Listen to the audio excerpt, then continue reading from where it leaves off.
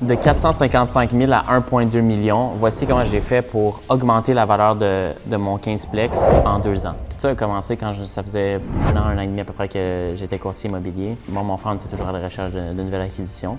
Puis on est tombé sur ce plex-là. C'est la première fois qu'on trouvait un 15 logements, ou du moins un investissement qui nous intéressait, que les chiffres faisaient du sens sur du proprio. Absolument tous les autres deals que mon frère a trouvés, ou peu importe, c'était sur Centris.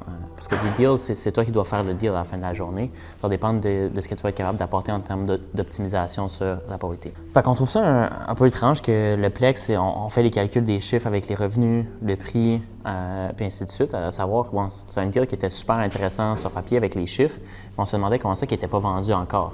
On va appeler les propriétaires, on appelle les propriétaires, on prépare une offre d'achat parce que dans le commercial, habituellement quand on va visiter les appartements, c'est seulement quand on a une offre d'achat acceptée. Pour nous, tout faisait du sens sur les informations qu'on avait de disponibles en ligne. On prépare une offre d'achat, on l'envoie aux vendeurs. Les vendeurs sont super excités, sont contents, ils acceptent l'offre d'achat. Par la suite, on planifie la visite, on leur demande tous les documents nécessaires. Donc, dans l'offre d'achat, ce qu'on a fait, on a mis une clause de vérification diligente. Donc, c'est plutôt ça qu'on va voir au commercial plutôt que plusieurs clauses différentes. Donc, une clause de vérification diligente pour nous permettre de vérifier tous les documents de dépenses, les documents d'immeuble, s'assurer que tout concorde avec les informations qui étaient écrites dans la fiche. Puis aussi pour nous permettre de faire une visite des lieux. De notre côté, on a décidé de ne pas faire d'inspection pour celui-là. On fait un background en construction, donc on va se fier là-dessus lors de la visite des lieux. On va planifier la visite des lieux pour le week-end. On va visiter. Puis en arrivant là-bas, on remarque pourquoi le plexi n'est pas vendu encore. Puis on commence à parler avec les vendeurs puis poser des questions. Tout ça pour comprendre que ça faisait 3 ans déjà que l'immeuble était à vendre puis qu'il n'était pas vendu encore. Puis on s'est rendu compte aussi en parlant avec eux qu'ils ont reçu au total 6 promesses d'achat avant la nôtre, qui ont tous été acceptées parce que ça faisait du sens pour tout ça, mais que chaque fois, l'acheteur se retirait suite à la visite des lieux. Puis on a vite compris pourquoi quand le gestionnaire de l'immeuble, si on veut, qui était un des locataires, il nous accueillait pour commencer la visite.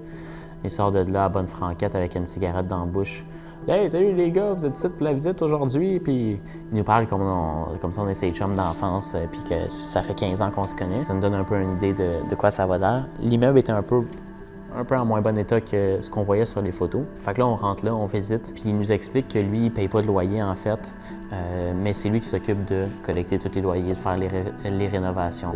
Il s'occupe de pas mal tout dans l'immeuble, quand il a besoin de faire ses clés, quand il a besoin de louer les logements, puis tout ça. C'est lui qui s'occupe de pas mal tout. Fait que, et lui, il charge pas de loyer. Il y a un bail quand même, mais lui, il charge pas. En tant qu'investisseur, premièrement, souvent, c'est quelque chose que tu veux pas faire. Tu veux peut-être plus le payer pour le travail qu'il fait, mais qu'il paye quand même son loyer, plutôt que de ne pas lui faire pas payer de loyer. Quand on commence, on visite son appartement. Son appartement était quand même rempli de stock parce que c'est lui qui faisait les rénovations. Fait qu'il ramassait tous les outils possibles qu'il pouvait avoir. Il s'était installé des caméras à gauche, à droite. Il ramassait des affaires, mais c'est pas quelqu'un qui avait ses cartes de construction, c'est pas quelqu'un qui a déjà travaillé dans la construction. Fait que c'était fait à la bonne franquette, comme qu'on dit. On commence à visiter l'appartement, c'est bien, mais c'est quand même un peu sale. Puis on se rend compte en parlant avec lui aussi que la majorité des locataires, ou du moins une bonne partie des locataires, c'est soit ses amis, soit quelqu'un de la famille, ou soit quelqu'un qui connaît de loin ou de proche. Fait qu'il fait un peu profiter ses amis ou ses gens pour habiter dans le plex. Bon, on n'a pas visité tous les appartements. Il y en avait qu'on a visité que c'était des orders, donc l'appartement était rempli de stock. On ne pouvait même pas quasiment rentrer ou marcher dans l'appartement sans piler sur quelque chose. Il y en a d'autres qu'on visitait que c'était vraiment sale pour se rendre compte qu'au fur et à mesure de la visite, qu'il y en avait pas mal, que c'était des junkies. Beaucoup de personnes qui consommaient de la drogue. On arrive au sous-sol pour visiter. Puis on a un gars qui c'est un loft, son appartement. Là, c'est 200 pieds carrés à peu près. Puis il faisait du skateboard dans son appartement. Un mohawk de couleur rouge. Tu voyais que c'était complètement sale. J'ai même pas trouvé son lit dans l'appartement. Fait que je sais même pas où est-ce qu'il dormait dans cet appartement-là. C'était assez spécial comme visite. Puis j'ai vite compris pourquoi aussi tous les autres acheteurs se sont retirés suite à la visite des lieux. En sortant de là, mon frère, on s'est regardé puis on s'est dit, c'est quoi? Je pense que c'est une bonne affaire qu'on passe à l'action sur ce plex-là. Oui, ça va être beaucoup de job, mais c'est, comme il dit souvent, c'est avec des citrons qu'on fait de la limonade. Même si c'est quelque chose qui est beaucoup de travail à faire et tout ça, c'est ça qui va nous permettre de faire énormément de profit, énormément d'optimisation aussi. Fait que quand on a dit aux vendeurs, écoute, on est satisfait de la visite dans le sens que on veut quand même continuer à acheter la propriété, mais on va devoir se rasseoir puis renégocier le prix définitivement parce qu'il va y avoir beaucoup de travail à faire parce qu'on ne peut pas mettre dehors les locataires comme on veut. Puis pour commencer à faire des rénovations, peu importe, il va falloir qu'il y ait des appartements qui se libèrent, puis ainsi de suite. Ça pour dire, les négociations, ils vont passer au travers des semaines, tout ça. On finit par finaliser sur un prix de 455 000, puis d'acheter la propriété, qui est un 15 logements. Puis après ça, c'est là que ça a commencé. Pour la première année, on n'a pas vraiment fait d'optimisation, on n'a pas vraiment fait de travail, si on veut, mis à part, quand il y avait des locataires qui voulaient quitter ou qui ne payaient pas, on envoyait des avis au TAL pour se faire payer parce que la réalité est que quand on a acheté, c'était des revenus de 62 300 par année sur papier, mais c'était pas tous les locataires qui nous payaient, il y en avait beaucoup qui consommaient de la drogue puis tout ça. Fait que c'est de reprendre en main la gestion de la propriété pour commencer. Fait qu'on envoyait des avis de non-paiement, se présenter au TAL pour faire évincer des locataires. Entre-temps, dans la première année, il y a un des locataires qui est mort de vieillesse. Il y a un des locataires il s'est fait battre dans son appartement, puis après ça, la police nous a appelé pour nous dire qu'il n'allait pas revenir à l'appartement qui était envoyé dans un hôpital psychiatrique. Il y a un autre locataire qui était plus capable, qui était plus autonome, donc était plus capable de rester toute seule puis de vivre toute seule chez eux, donc devait être dans une maison avec plus de soins, plus de besoins. On en a un autre qui commençait à être vieux aussi, qui avait besoin de plus de soins, plus de besoins, puis tout ça. Puis c'était quelqu'un qui ramassait beaucoup de stock, c'était pas vraiment santé. Il y en a un, il y a pas longtemps que la SWAT est débarquée parce qu'il vendait de la drogue dans l'appartement. Fait qu'il s'est fait pogner par la police. Ils l'ont emmené en prison, tout ça. Puis maintenant, le logement va devenir vacant. Puis on en a que aussi, à travers les années, ils étaient rendus à d'autres étapes dans leur vie, ils déménageaient, trouvaient un autre appartement, changeaient de place.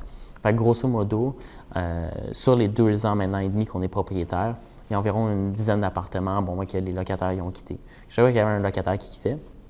Après la première année, on a commencé à faire des rénovations. Au début, on les avait gardés vides parce que même si on rénove l'appartement et on veut le mettre à louer, si la clientèle au complet n'est pas vraiment attrayante, mais quand le locataire va venir pour louer l'appartement, puis il voit des junkies, il voit du monde pas trop beau, ils vont avoir peur pour leur sécurité aussi. Donc, ça fait partie de la game aussi quand on a acheté, de prendre ces pertes-là durant plusieurs mois, de ne pas avoir de loyer qui rentre de certains appartements, le temps qu'il y en ait plusieurs qui partent à cause qu'ils consomment la drogue ou quoi que ce soit, puis d'être capable de les rénover puis de les remettre au goût du jour, pas à la fin de la journée. Puis une fois qu'on a commencé les rénovations, on s'est rendu compte que, on avait fait des erreurs dans nos calculs, à savoir combien ça allait coûter rénover un logement, le faire rénover en fait par une compagnie de construction. Juste rénover un 3,5, ça nous a coûté à peu près 26 000 si je ne me trompe pas.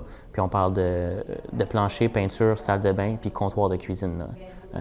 On n'a pas refait la cuisine au complet, on n'a pas arraché le gyps, on n'a pas changé de porte-patio, on n'a rien fait. Ça a coûté 26 à 30 000 à peu près. Puis on s'est rendu compte que on avait mal fait nos calculs dans notre budget.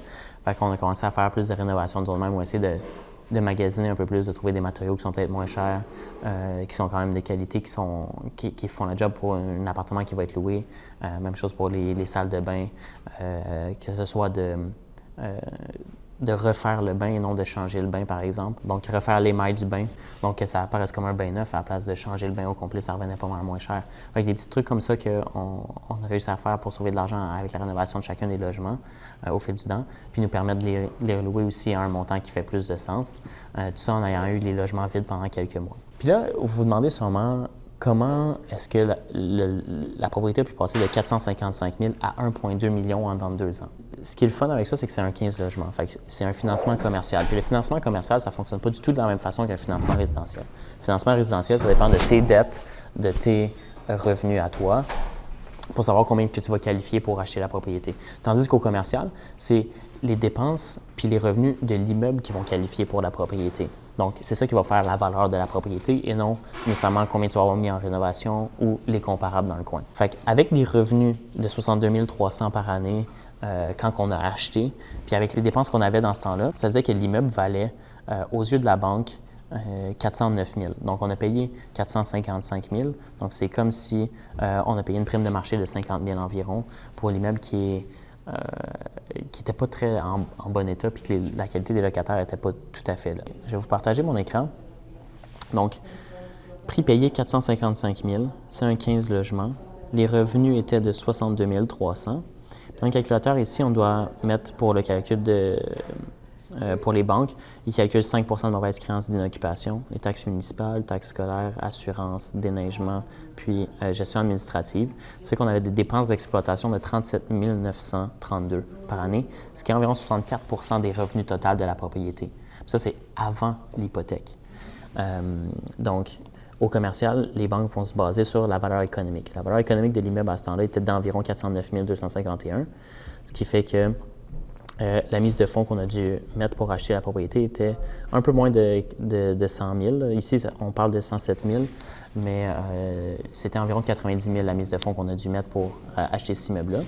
Puis si on regarde en date d'aujourd'hui, si on regarde les mêmes dépenses, les mêmes chiffres, tout ça, on fait seulement changer les revenus, où est-ce qu'on est rendu avec des revenus de 121 548 annuels. 121 548. Puis on met ça à jour sans avoir rien changé d'autre. La valeur économique est maintenant de 1,5 million. C'est sûr que il y a certaines dépenses qui ont augmenté puis qui ont changé. Maintenant, on fournit l'Internet à certains locataires. Donc, quand on ajoute ces dépenses-là, on arrive à une valeur d'environ 1,2 million là, aux yeux de la banque, avec le rapport d'un évaluateur agréé. Ce n'est pas des chiffres qu'on lance comme ça sur le marché. Donc, qui valent 1,5 million aujourd'hui, ça fait une grosse différence sur le montant qu'on peut aller chercher pour le refinancement.